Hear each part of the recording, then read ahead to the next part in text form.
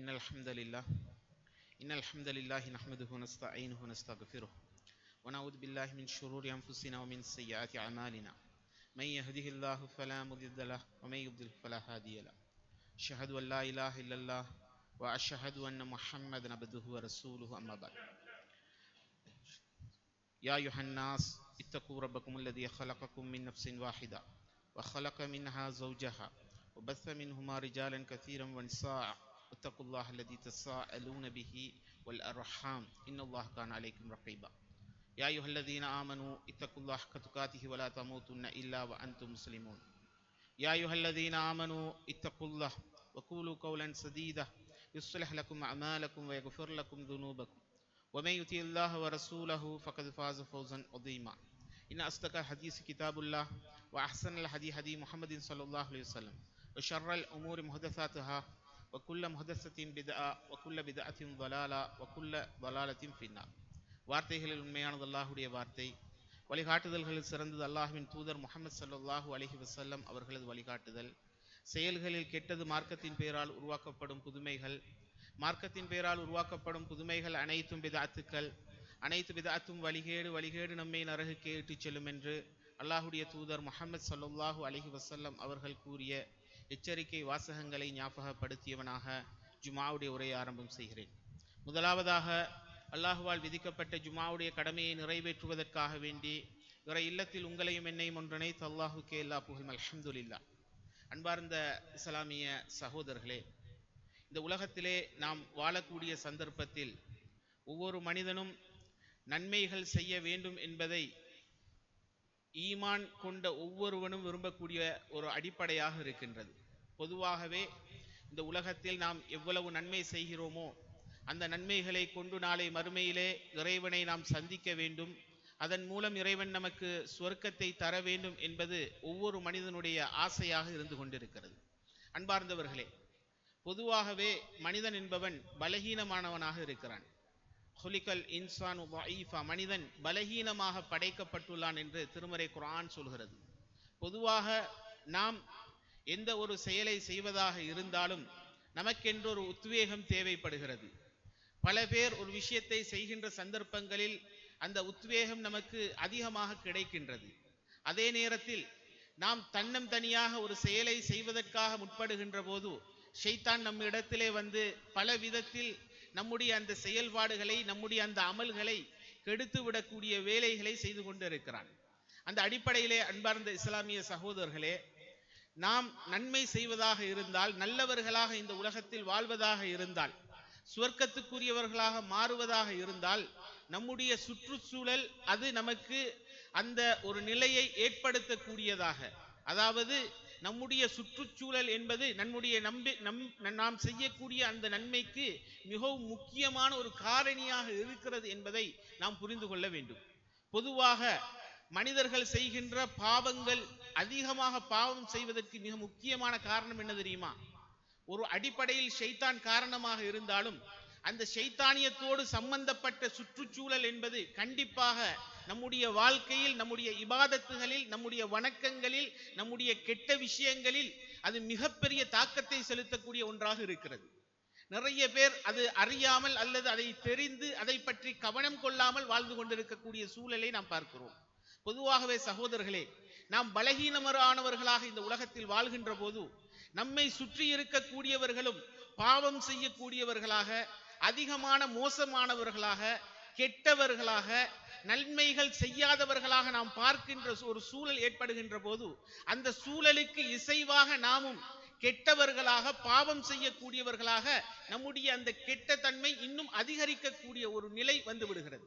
சகோதரர்களே, நாம் நன்மை அதிகமாக செய்வதற்குரிய வழிவகைகளில் மிக முக்கியமான ஒன்று என்ன தெரியுமா? நான் இருக்கக்கூடிய என்னுடைய வீடு, நான் இருக்கக்கூடிய என்னுடைய சுற்றுச்சூழல், அது எந்த அளவுக்கு அதில் இஸ்லாம் இருக்கிறது, எந்த அளவுக்கு அதில் இஸ்லாமிய தாக்கம் இருக்கிறது என்பதை கவனிப்பது ஒரு முஃமினுடைய கடமையாக இருக்கிறது. ஒவ்வொரு ஈமான்தாரியினுடைய ஈமானோடும் சம்பந்தப்படக்கூடிய ஒரு விஷயமாக இது இருக்கிறது. ஏனென்று சொன்னால் சர்வ சாதாரணமாக இந்த விடயத்தை நாம் கடந்து சென்று விட முடியாது. நாம் ஒரு மோசமான சூழலில், ஒரு கெட்ட சூழலில் இருந்து கொண்டு நல்லவைகளை நான் செய்து கொள்வேன் என்று நாம் சொல்லிக் கொண்டாலும் 1000-ல் ஒருவர் அல்லது 1,00,000-ல் ஒருவர் அப்படி இருக்கலாமே தவிர, மனிதன் பொதுவாக பலவீனத்தோடு அடுத்தவர்களோடு அண்டி வாழக்கூடிய மனிதனுடைய வாழ்க்கை எப்படி இருக்கிறது என்று சொன்னால், அவன் இருக்கின்ற சூழலோடு, அவன் எந்த சூழல் இருக்கிறானோ அந்த சூழலினுடைய தாக்கம் அவனுடைய வாழ்க்கையின் முழுக்கவும் இருக்கும். அவனுடைய குடும்பம் எப்படி இருக்கிறதோ, அவனுடைய குடும்பத்தில் உள்ளவர்கள் எப்படி இருக்கிறார்களோ அந்த தாக்கம் அவனுடைய வாழ்க்கையில் முழுவதிலும் இருக்கும். பொதுவாக நாம் பார்த்தோம் என்று சொன்னால் சகோதரர்களே, இப்ப உதாரணத்துக்கு நம்முடைய ஊரை எடுத்துக்கொண்டோம் என்று சொன்னால், நம்முடைய ஊரில் இருக்கக்கூடிய மிக முக்கியமான ஒரு தாக்கம் என்ன? வியாபாரம் செய்யறது, வெளிநாட்டுக்கு போறது. இது நம்முடைய ஊர்ல பிரதானமான ஒன்றாக இருக்கிறது. இதுக்கு காரணம் என்ன என்று நாம் சிந்தித்து பார்த்தோம் என்று சொன்னால், எங்கட வீட்டுல ஒருத்தர் அல்லது எங்கட வீட்டுல அடுத்த வீட்டுல ஒருத்தர் யாராவது வெளிநாட்டுக்கு போய்ப்பார், யாராவது ஜப்பான்ல இருப்பார், இல்லாட்டி வெளிநாட்டுல இருப்பார். இந்த தாக்கம் ஒவ்வொரு வீட்டையும் வந்தடையும். ஒவ்வொரு வீட்டில் உள்ளவர்களும் சிந்திப்பது எதை நினைத்து தெரியுமா? எப்படியாவது ஏண்ட பிள்ளையும் ஜப்பானுக்கு அனுப்பணும், இல்லை ஏண்ட பிள்ளையும் ஒரு வியாபாரியாக மாற்றணும். இந்த மனநிலை எம்மிடத்தில் வந்து விடுகிறது. இது வருவதற்கு காரணம் என்ன தெரியுமா சகோதரர்களே? எம்மை சுற்றி அப்படித்தான் இருக்கிறார்கள். நாம் வீடு கட்டுவதில் நம்முடைய சமுதாயம், நம்முடைய ஊரில் உள்ள மக்கள் மிகவும் மற்றவர்களை விட கொஞ்சம் கூடுதல், அதுக்காக வேண்டி அதிக முக்கியத்துவம் கொடுப்பார்கள், அதிகமாக செலவழிப்பார்கள். இதுக்கு காரணம் என்ன தெரியுமா? ஏண்ட வீட்டிலிருந்து பார்க்கிற எல்லா எதிர் வீடும் அப்படித்தான் இருக்கிறது. எம்முடைய வீட்டுக்கு பக்கத்தில் இருக்கக்கூடிய ஒவ்வொரு வீடும் பெரிய வீடா இருக்கும், வீட்டுக்கு முக்கியத்துவம் கொடுக்கப்பட்ட வீடாக இருக்கும். இதை பார்க்கிற நேரத்தில், இதை பார்க்கின்ற இந்த சூழலில் வளர்கின்ற நான் எப்படி விளங்குவேன் தெரியுமா? ஏண்ட வீடு மட்டும் சின்ன வீடா இருக்கக்கூடாது, ஏண்ட வீடு மட்டும் சாதாரண வீடா இருக்கக்கூடாது. என்ன சுற்றி இருக்கக்கூடிய என் நண்பர்கள் வீடு, என் சகோதரர்கள் வீடு, என் உறவினர்களோட வீடு எல்லாம் பெருசாகிக்கிற இடத்துக்கு நானும் பெரிய வீடு கட்டணும், அதுக்காக உழைக்கணும். இதுதான் இன்றைக்கு நம்முடைய ஊரில் நிறைய பேருடைய மனநிலையாக இருக்கு. இது ஏனென்று சொன்னால் சகோதரர்களே, நம்முடைய சுற்றுச்சூழல் எப்படி இருக்கிறதோ அதற்கு ஏற்றாற்போல் நம்மை நாம் மாற்றிக்கொள்வதுதான் மனிதனுடைய தன்மையாக இருக்கு. அதனால் நாம் ஒரு நல்ல சூழலுக்கு உருவாகின்ற போது, எம்மை சுற்றி ஒரு நல்ல சூழலை உருவாக்குகின்ற போது, அந்த சூழலினுடைய தாக்கம் எம்முடைய வாழ்க்கை நெடுகிலும் இருக்கும். பொதுவாக ஒரு விஷயத்தை நாம் கவனிக்கலாம். நாம் ரமலானுடைய காலகட்டங்களிலே நம்முடைய இபாதத்துகளும் வணக்கங்களும் எப்படி இருக்கிறது? ரமலான் அல்லாத காலத்தில் நம்முடைய இபாதத்துகளும் மற்ற வணக்கங்களும் எப்படி இருக்கிறது? உதாரணத்துக்கு எங்களுடைய சகோதரர்கள் எங்களுடைய ரமலானுடைய காலத்தில் நாம் பார்த்தோம் என்று சொன்னால், நோன்பு பிடிக்காத யாராவது ஒருத்தர் இருப்பார்னு சொன்னா அவரை நம்ம எப்படி பார்ப்போம் தெரியுமா? இவன் நோன்பு பிடிக்கல.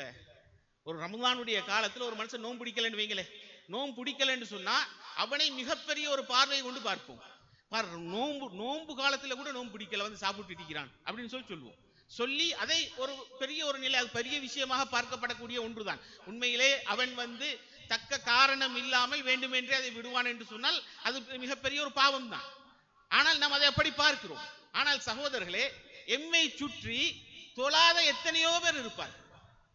இதே நம்ம பார்க்கக்கூடிய இதே மனையிலில் இருக்கக்கூடியவர்களை சுற்றி சுபஹுக்கு ஜமாத்துக்கு வராத எத்தனையோ பேர் இருப்பார்கள். பள்ளி வாசல்ல வந்து தொழாத எத்தனை பேரோ இருப்பாங்க. ஜமாத்து தொழுகையை பேணாத எத்தனை பேரோ இருப்பாங்க. தனியா கூட தொழாத எத்தனை பேரோ இருப்பாங்க. ஆனால் அவர்களை நாம் கண்டுகொள்வது இல்லை பெரும்பாலும். எப்படி நோன்பு காலத்துல ஒரு மனுஷன் நோன்பு பிடிக்கலையோ அந்த மனிதனை பார்த்து நாம் எந்த பார்வையை பார்க்கிறோமோ அதே பார்வையை தொழாத ஒரு மனிதன் மீது நாம் செலுத்துகிறோமா என்று சொன்னால் பெரும்பாலும் இல்லை என்பதுதான் உண்மை. ஏன் தெரியுமா? எங்கட சுற்றுச்சூழல்ல எல்லாரும் நோன்பு பிடிக்கிறாங்க.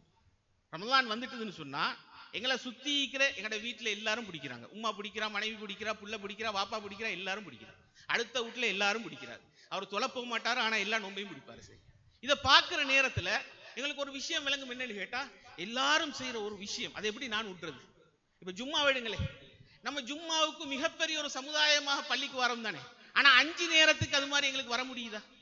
5 நேரத்துக்கு ஜும்மாவுக்கு வர மாதிரி சரி, எங்களுக்கு வேலைகள் இருக்கிறது, எங்களுக்கு வேற அலுவல்கள் இருக்கிறது இப்படின்னு காரணங்கள் சொன்னாலும் உண்மையிலே அந்த காரணங்கள் எல்லா சந்தர்ப்பங்களிலும் உண்மையா? ஒரு சில சந்தர்ப்பங்கள்ல வரையலான்னு சொல்லுங்களேன், எல்லா நேரமும் வரையலாதான். ஏன் பள்ளி வாசல்கள் 5 நேர தொழுகையில வந்து நிரம்பி வடியாமல் ஜும்மாவுக்கு நிரம்புது தானே? என்ன காரணம்? ஜும்மாவை ஒரு மனுஷன் தொழுகிறது, ஜும்மாவும் கடமைதான், 5 நேர தொழுகையும் கடமைதான். ஆனால் நம்முடைய சமுதாயம் என்ன பார்க்குது தெரியுமா? எல்லா வீட்லையும் யாராவது ஒரு வீட்டுல ஒரு ஆம்புல ஜும்மாவுக்கு போகாம வீட்டுல இருந்த பொம்பளையே அடிச்சு வாட்டிடுவார். இருக்கிற மனைவியை அதை தாங்கிக்க மாட்டார், இருக்கிற உம்மாவே அதை தாங்கிக்க மாட்டார். அந்த சூழல் முழுக்க என்னுடைய அடுத்த வீட்டில் உள்ளவர் வீட்டில் இல்லை, என்னோட சுத்தி இருக்கக்கூடிய யாரும் வீட்டில் இல்லை, என்னுடைய வீட்டில் இருக்கக்கூடிய வேற ஆண்கள் யாரும் வீட்டில் இல்லை, எல்லாரும் பள்ளிக்கு போயிட்டாங்க, ஜும்மாக்கு போயிட்டாங்க. ஜும்மாக்கு வர வேண்டிய கடமை எனக்கு இருக்கிறது. அவர்கள் அனைவரும் ஜும்மாக்கு போற நேரத்தில் நான் மட்டும் எப்படி வீட்டில் இருக்கிறேன் அப்படின்ற மனநிலை நமக்கு உருவாகும். நானும் அவர்களோடு அமல் செய்ய வேண்டும்.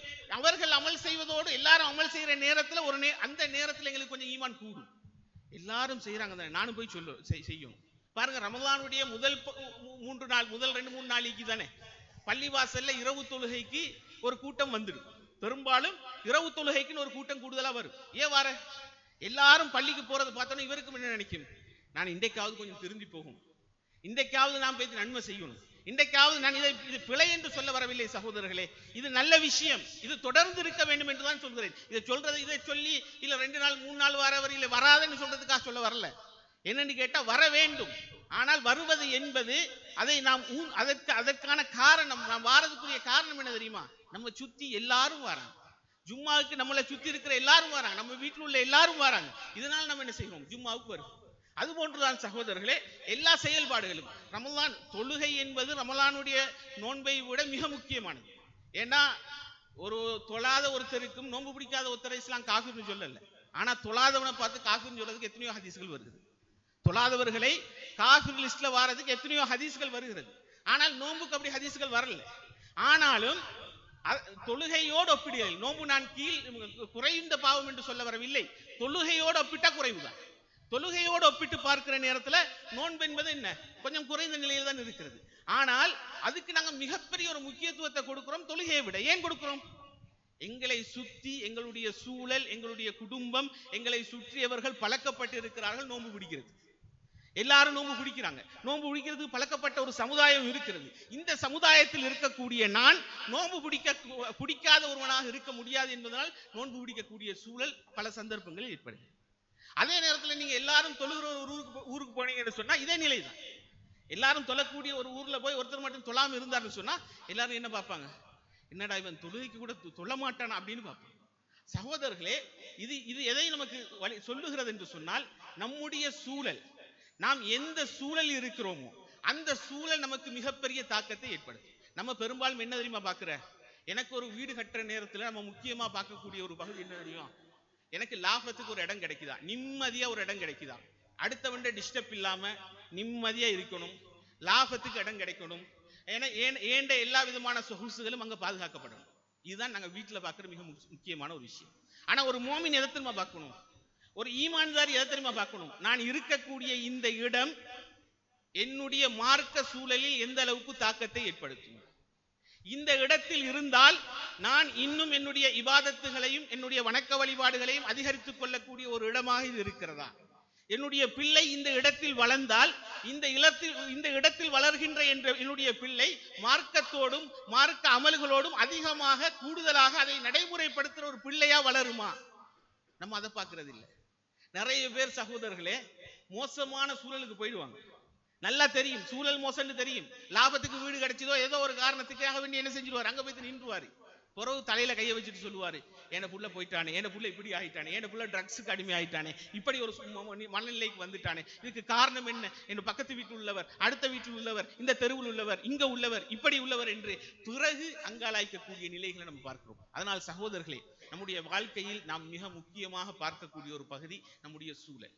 இதை ரசூலுல்லாஹி ஸல்லல்லாஹு அலைஹி வஸல்லம் அவர்கள் ஒரு ஹதீஸ்ல மிகவும் அழகாக சொல்லி தருகிறார். எப்படின்னு தெரியுமா, ரசூலுல்லாஹி ஸல்லல்லாஹு அலைஹி வஸல்லம் சொன்ன ஒரு செய்தி பாருங்கள். முன்னொரு காலத்தில் நடந்த ஒரு சம்பவத்தை பற்றி, நபிகள் நாயகம் பனு இஸ்ரவேலர்களுடைய காலத்தில் நடந்த ஒரு சம்பவத்தை பற்றி ரசூலுல்லாஹி ஸல்லல்லாஹு அலைஹி வஸல்லம் சொல்றாங்க. இன் அப்தன் கத்ல திஸ்அத்தம் வ திஸ்ஐன நஃப்ஸன், ஒரு மனிதன் 99 கொலை செய்கிறான். எத்தனை கொலை? 99 கொலை செய்கிறான். 99 கொலை செய்ததுக்கு பிறகு அவனுக்கு நினைவு வருகிறது, இதுக்காக தௌபா கேட்கணும், இதுக்காக நான் பாவ மன்னிப்பு தேடணும்னு சொல்லிட்டு என்ன செய்யறான்னு கேட்டா, ஒரு மிகவும் அறிஞ்ச ஒருத்தர்கிட்ட போயிட்டு கேட்கிறான், நான் இப்ப 99 கொலை செஞ்சுக்கிறேன், இப்ப என்ன செய்யணும், எனக்கு தௌபா இருக்குதா, எனக்கு தௌபா கேட்டா என்ன தௌபா ஏற்றுக்கொள்ளப்படுமான்னு கேட்கிற நேரத்துல அவர் என்ன சொல்றாருன்னு கேட்டா, நீ 99 கொலை செஞ்சுட்டியா, 99 கொலை செஞ்சவனுக்கு எப்படி எல்லாம் தௌபா கொடுப்பான்ற அடிப்படையில் அவர் பேசுறாரு. அப்படி சொன்ன உடனே இவர் என்ன செய்யறாருன்னு கேட்டா, வாளை எடுக்கிறாரு, அவரையும் கொல்லிடுறாரு. ஹதீஸ்ல வருது 100ஆக பூர்த்தி செய்து விட்டார். 99 கொலை செஞ்சவரு அவரு ஃபத்வா கொடுத்தாரு என்னன்னு கேட்டா, ஒன்னால என்ன செய்ய மாட்டான், மன்னிக்க மாட்டான் அப்படின்னு ஃபத்வா கொடுத்ததுனால அவரையும் கொல்லிட்டான். கொண்டதுக்கு பிறகு 100ஆக அதை பூர்த்தி செய்கிறார். 100 கொலையாக பூர்த்தி செய்ததுக்கு பிறகு அவர் என்ன செய்கிறார் என்று சொன்னா, திரும்பவும் அவருக்கு மனம் உறுத்துகிறது. அல்லாஹ் என்ன, நான் அல்லாட்ட மன்னிப்பு கேட்கணும், அல்லாஹ் என்ன மன்னிப்பானா? ஒரு கொலை 2 கொலை இல்ல, கொலையத்துல 100 கொலை செஞ்சுக்கிறார். சாதாரண விஷயம் இல்ல. 100 கொலைன்றது கொஞ்சம் யோசி பாருங்க. சும்மா எண்ணிக்கையில வேண்டாம், 100ன்றது சாதாரணமாக இருக்கலாம். ஆனா கொலை என்று பார்க்கின்ற நேரத்தில் அது எவ்வளவு பயங்கரமான ஒரு மோசமான ஒரு நிலை. 100 கொலை செஞ்சதுக்கு பிறகு அவர் என்ன செய்யறாருன்னு கேட்டா, இன்னொருத்தட்ட போறாரு, பேசி கேட்கிறாரு. இன்னொரு மார்க் அறிஞ்சிட்ட போய் கேட்கிறாரு, எனக்கு இதுல தௌபா இருக்குதான்னு கேட்கறது. அவர் சொல்றாரு, உனக்கும் தௌபாக்கும் மத்தியில யாருக்கும் தலை போடையாது, அது அல்லாஹ்க்கும் உனக்கும் உள்ள விஷயம். நீ என்ன செஞ்சாலும் அல்லாஹ்வும் நீயும் பார்த்துக்கொள்ள வேண்டிய விஷயம். அதனால நீ அல்லாஹ்ட்ட போய் கேட்டா அல்லாஹ் கண்டிப்பா தௌபாவை ஏற்றுக்கொள். அல்லாஹ் அதற்குரிய நீ கேட்கிற அந்த தௌபாவுக்கு என்ன செய்யலாம், மன்னிக்கலாம் என்ற அடிப்படையில் சொல்லுகிறார். சொல்லக்கூடிய நேரத்தில் அந்த மனிதருக்கு அவர் ஒரு விஷயத்தை சொல்லிக் கொடுக்கிறார். அந்த மனிதருக்கு என்ன சொல்றாரு தெரியுமா?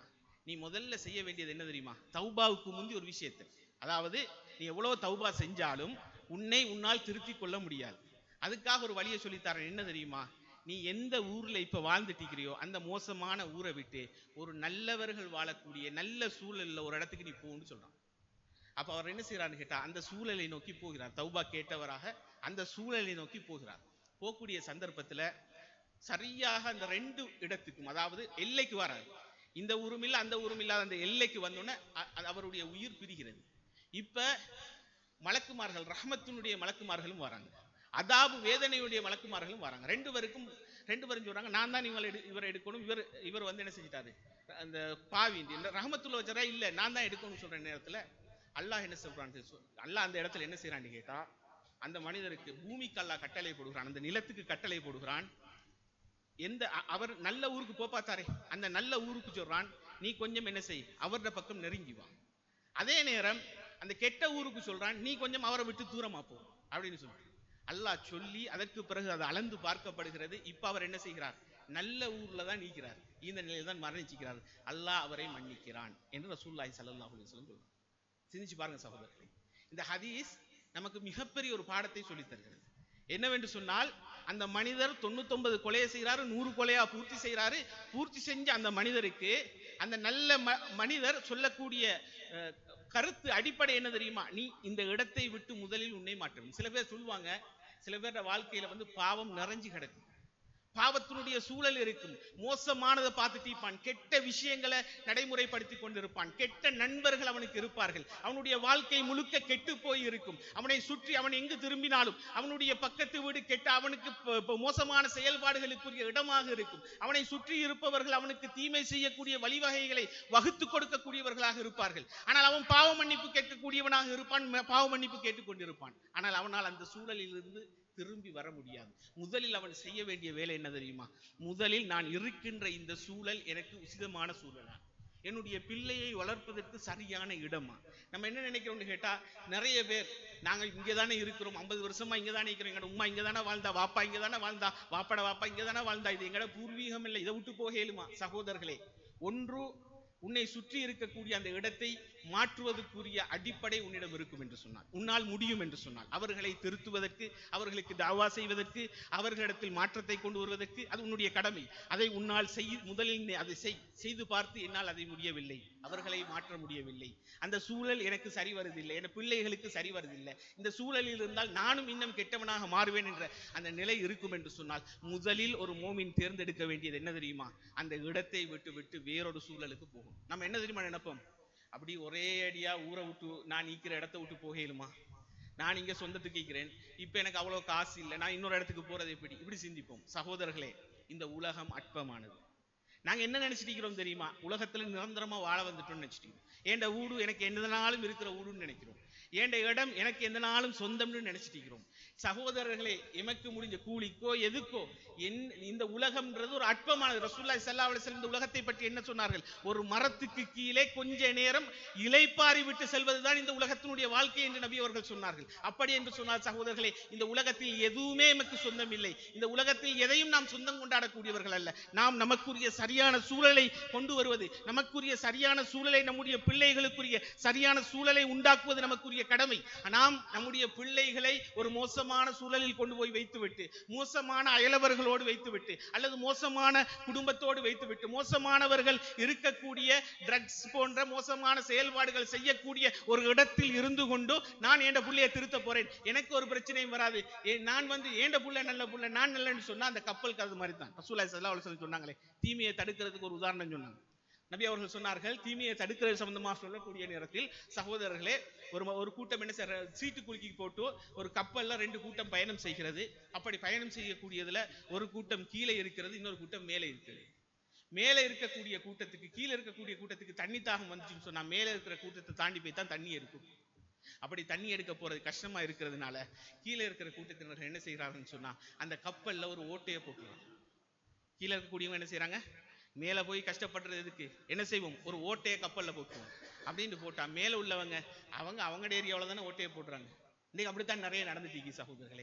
நல்லா தெரியும், ஊர்ல இவர் ட்ரக்ஸ் விற்கக்கூடியவர், ஊர்ல இவர் இதுல இடம்பெற்று இந்த விஷயம் நடந்து கொண்டிருக்குது, ஊர்ல இந்த அநியாயம் நடக்குது, எங்கட பக்கத்து வீட்டுல இந்த அநியாயம் நடக்குது, எம்மை சுற்றி எம்முடைய 4 வீடு தள்ளி இந்த அநியாயம் நடந்து கொண்டிருக்கிறது, இப்படி எல்லாம் நடந்து கொண்டிருக்கிறது. ஆனால் நாம் வாய் மூடி மௌனியாக இருந்து கொண்டிருக்கிறோம். நாம் சர்வசாதாரணமாக அதை பற்றி பேசாதவர்களாக, ஏண்ட புள்ள ஏண்ட வீட்டுல தான் நிற்கிறான், நான் சரியா தான் நிற்கிறேன், எங்கட வீட்டுல எந்த பிரச்சனையும் இல்லை என்று நினைத்துக் கொண்டிருக்கிறார்கள் சகோதரர்களே. ஆனால் ஒரு நாள் அல்லது ஒரு நாள் ரசூலுல்லாஹி ஸல்லல்லாஹு அலைஹி வஸல்லம் சொன்ன இந்த உதாரணம் போன்று எங்களுடைய வீட்டில் அது வருகின்ற வரைக்கும் எங்களுக்கு தெரியாமல் இருக்கும். எங்களுடைய வீட்டில் அந்த பயங்கரமான மோசமான விளைவு ஏற்படுகின்ற வரைக்கும் நாம் நம்முடைய அயலவர்களை பார்த்து அவன் தானே மோசம், நான் நல்லம் நினைத்துக் கொண்டிருப்போம். நாம் இருக்கக்கூடிய சூழல் முக்கியமானது சகோதரர்களே. அவர்களோடு பழகக்கூடியவர்கள் நாம், அவர்களுடைய தாக்கம் எங்களுடைய வாழ்க்கையில் எந்த ஒரு அடிப்படையிலும் வரும். ரசூலுல்லாஹி ஸல்லல்லாஹு அலைஹி வஸல்லம் அவர்கள் நண்பர்களை தேர்ந்தெடுக்கின்ற விஷயத்தில் கூட என்ன சொன்னார்கள் என்று சொன்னால், நல்ல நண்பர்கள் கஸ்தூரியை போன்றவர்கள், அந்த கஸ்தூரியிடம் இருந்து நீ அதை விலைக்கு வாங்கிக் கொள்ளலாம், இல்லை என்று சொன்னால் அதிலிருந்து அந்த வாசமாவது உனக்கு அடிக்கும். நல்ல நல்ல மக்களோட நம்ம ஈகிற நேரத்தில் நீங்க பாருங்க, ஒரு தொழுகை தொழக்கூடிய, வணக்க வழிபாடுகள் செய்யக்கூடிய, இபாதத் செய்யக்கூடிய, மார்க்கத்தோட இருக்கிற ஒரு சமுதாயத்தோட இருக்கிற ஒருவனை பாருங்க. சில சந்தர்ப்பத்தில் பள்ளிக்கு அவன் வருவான், அவன் பள்ளிக்கே வந்திக்க மாட்டான். ஆனா அந்த 5 பேரோட சேர்ந்த நேரத்தில் 5 பேரும் தொலை வருவான், 6ஆவதா பள்ளிக்கு உள்ளுக்கு தொழுது. அந்த 5 பேரும் நல்ல ஒரு மார்க்க விஷயத்தை கேட்க வருவாரு, இவர் 6ஆவதா வருவார். ரசூலுல்லாஹி ஸல்லல்லாஹு அலைஹி வஸல்லம் சொல்றாரு, சகோதரர்களே, மஜ்தமா கௌமுன் ஃபீ பைத்தின் மின் புயூத்தில்லாஹ், அல்லாஹ்வுடைய வீடுகளில் பள்ளி வாசல்கள்ல ஏதேனும் ஒரு பள்ளி வாசல்ல ஒரு சமுதாயம் ஒன்று கூடி, ஒரு சமுதாயம் அல்லாஹ்வுடைய பள்ளி வாசல்ல ஏதாவது ஒரு பள்ளி வாசல்ல ஒன்று கூடி அவர்கள் தங்களுக்கு மத்தியிலே எத்ததாரசூன பைனஹும், தங்களுக்கு மத்தியிலே குர்ஆனையும் ஹதீஸையும் படித்துக் கொண்டிருக்கிறார்கள் என்று சொன்னார். குர்ஆனை ஓதி யத்லூன கிதாபல், அல்லாஹ்வுடைய வேதத்தை ஓதி வயத்ததாரசூன பைனஹும், தங்களுக்கு மத்தியில் அதை படித்துக் கொள்கிறார்கள் என்று சொன்னார். ரசூலுல்லாஹி ஸல்லல்லாஹு அலைஹி வஸல்லம் அவர்கள் அவர்களுடைய சிறப்பு சம்பந்தமாக சொல்கிறார்கள். அப்படி செய்யக்கூடியவர்களுக்கு அல்லாஹ் என்ன சிறப்பை கொடுக்கிறான் என்று சொன்னால், நபி அவர்கள் சொல்கிறார்கள், சகோதரர்களே, அவர்களுக்கு அல்லாஹ் வகஷி இல்லா நஸலத் அலைஹிமுஸ் ஸகீனா, அவர்களுக்கு சக்கீனத் இறங்குகிறது. அதே போன்று வகஷியத்துஹுமுர் ரஹ்மா, அவர்களை ரஹ்மத் சூழ்ந்து கொள்கிறது. வஹஃபத்துஹுமுல் மலாயிகா, மலக்குமார்களுடைய பாதுகாவல் அவர்களுக்கு கிடைக்கிறது. ஒரு பள்ளிவாசலுக்கு இது குறிப்பிட்ட ரசூலா சொல்ற சில அடிப்படைகள் இருக்குது. இதுக்கு என்னன்னு கேட்டா, நாங்க வீட்டிலே இருந்துட்டு பயான் கேட்டுட்டு இதெல்லாம் எடுக்கலாது. நிறைய பேர் என்ன கேட்டா, இன்றைக்கு என்ன சொல்ல கேட்டா, யூடியூபை தட்டினா தானே 1000 பயம் வருது, மரக எண்ணத்துக்கு பள்ளிக்கு வந்துட்டு பயான் கேட்டி கொண்டு. ரசூலோட முக்கியமான விஷயம், நிம்மதியை தேடி தேடி அலைகிறோம். நிம்மதி நாங்க நினைச்சிட்டு இருக்கிறோம், நிம்மதின்றது அங்க இங்க கிடைக்கிற ஒரு பொருள் கிடையவே கிடையாது. அது அல்லாஹ் குர்ஆன்ல சொல்லக்கூடிய வசனங்களை பாருங்க, அன்சல், அல்லாஹ் இறக்கினன்றான். நிம்மதியை பற்றி பேசக்கூடிய இடங்கள் எல்லாம் அல்லாஹ் மேலே இருந்து இறக்கினன்றான். நிம்மதின்றது சகோதரர்களே, உங்களுக்கு பணம் இருந்தாலும் காசு இருந்தாலும் நோய் இல்லாத வாழ்க்கை இருந்தாலும், சில பேர் சொல்லுவாரு, எனக்கு பணம் மிக்குது, காசு இருக்குது, பிள்ளைக்குது, நோய் இல்லாத வாழ்க்கைக்கு எல்லாம் மிக்குது, நிம்மதி இல்லை. அது அல்லாஹ் கொடுக்கும். இது கிடைச்சா நிம்மதி நினைக்கிறோம். அது எப்பவுமே அது ஒரு பிழையான ஒரு அர்த்தம். நிம்மதி என்பது அல்லாஹ் அவர்களுடைய உள்ளத்துக்கு இறக்குவான். குர்ஆன் அப்படித்தான் சொல்கிறது. எத்தனையோ வசனங்கள் வருது, ஹதீஸ்கள் அதுக்கு எத்தனையோ பேசுகிறது. அந்த நிம்மதி வேண்டும் என்று சொன்னால் ரசூலுல்லாஹி ஸல்லல்லாஹு அலைஹி வஸல்லம் சொல்கிறார்கள், பள்ளி வாசலுக்கு அல்லாஹ்வுடைய வேதத்தை படியுங்கள், ரசூலுல்லாஹ்வுடைய போதனைகளை படியுங்கள். அப்படி படிக்கக்கூடியவர்களுக்கு அல்லாஹ் அந்த நிம்மதியை இறக்குகிறான். அந்த பள்ளி வாசலுடைய அந்த சூழலில், அந்த இடத்தில் தான் இறக்குகிறான். அவர்களுக்கு தான் அல்லாஹ் என்ன செய்கிறான், ரஹ்மத்தை அவர்களுக்கு தான் அல்லாஹ் கொடுக்கிறான். அவர்களுக்கு தான் மலக்குமார்களுடைய பாதுகாப்பு இருக்கிறது. அல்லாஹ் தன்னிடம் இருக்கக்கூடிய மலக்குமார்களிடத்தில் அவர்களை தான் புகழ்ந்து கூறுகிறான் என்று ரசூலுல்லாஹி ஸல்லல்லாஹு அலைஹி வஸல்லம் சொல்றாங்க. அந்த ஹதீஸ்ல தொடர்ச்சியில நபி அவர்கள் என்ன சொல்றாங்க தெரியுமா சகோதரர்களே? ரசூலுல்லாஹ் சொல்றாங்க, ஒரு மனிதன்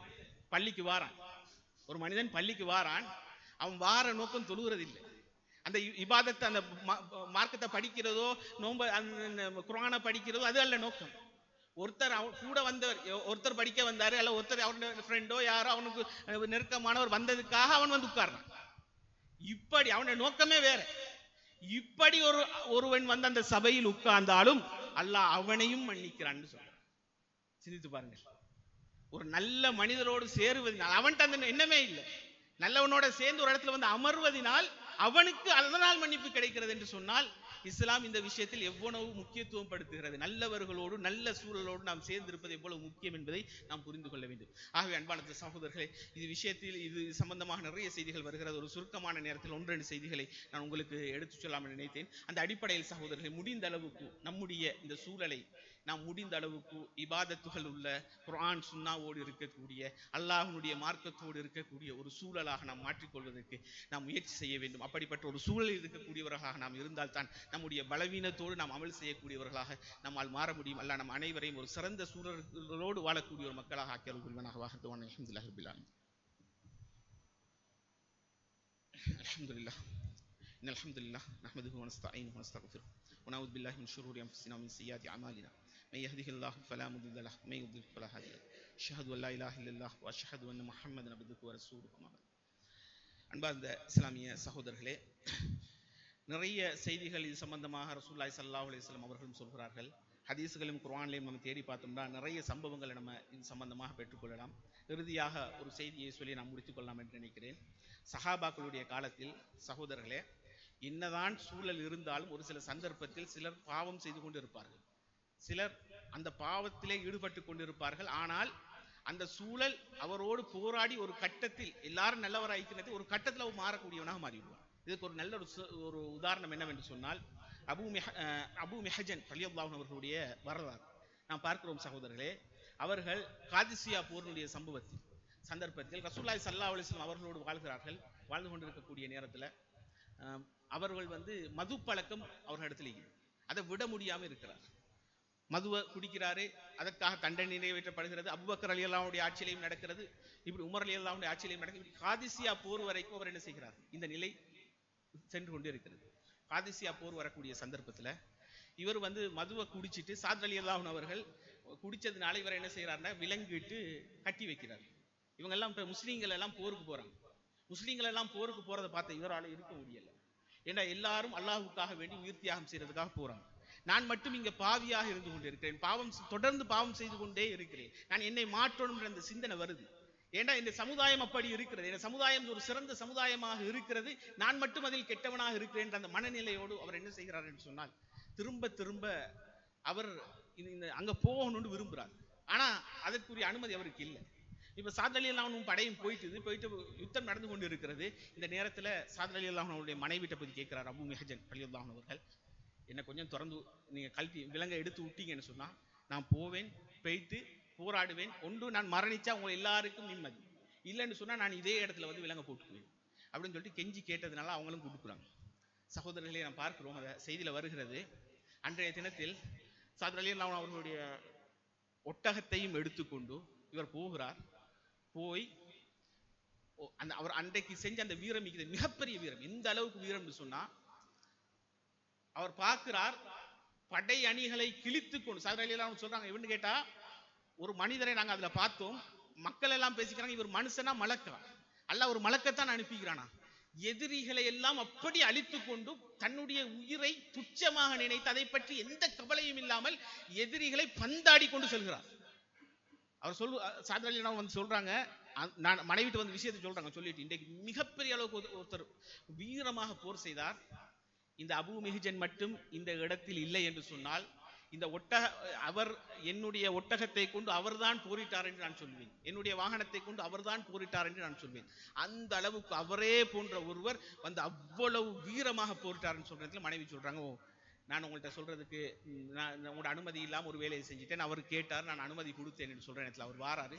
வந்தோன்னு சாத் ரலியல்லாஹு சொல்றாங்க, இதுக்கு பிறகு நான் உங்களை இவ்வளவு வீரமாக இஸ்லாத்துக்காக இவ்வளவு தியாகம் செய்த உங்களை கட்டி வச்சு தண்டனை கொடுக்குற நிலையில நான் இல்லை, அதனால் நான் உங்களை ஒரேடியாக விட்டு விடுகிறேன் என்று விட்டுடுறாங்க. விட்டதுக்கு பிறகு அந்த நேரத்தில் அவர் சொல்கிறார், சகோதரர்களே, இதற்கு பிறகு அந்த அந்த அந்த சந்தர்ப்பத்தில் இவர் சொல்றாரு பாருங்க, இதற்கு பிறகு இவ்வளவு நிகழ்வுகளும் நடந்ததற்கு பிறகு பாருங்க, ரசூலுல்லாஹ் காலத்துல மதுவை விடாதவர், அபூபக்கர் ரலியல்லாஹு அன்ஹுடைய காலத்துல மதுவை விடாதவர், அது அடுத்த உமர் ரலியல்லாஹு அன்ஹு காலத்துல மதுவை விடாதவர் சொல்கிறார், நான் அல்லாஹ் எனக்கு இப்படி ஒரு சந்தர்ப்பத்தை ஏற்படுத்தி என் மூலம் இவ்வளவு பெரிய ஒரு மாற்றத்தை கொண்டு வந்திருக்கிறான், இவ்வளவு சிறந்த ஒரு சமுதாயத்தோடு இருக்கிற நான் எப்படி இதற்கு பிறகும் என்னுடைய வாழ்க்கையில் ஒரு நாளும் இந்த மதுவை ஒரு நாளும் என்னோட வாயில வைக்க மாட்டேன்னு சொல்லிட்டு அதற்கு பிறகு அந்த மதுவை ஒரே அடியாக விட்டவராக வரலாறு சொல்கிறது சகோதரர்களே.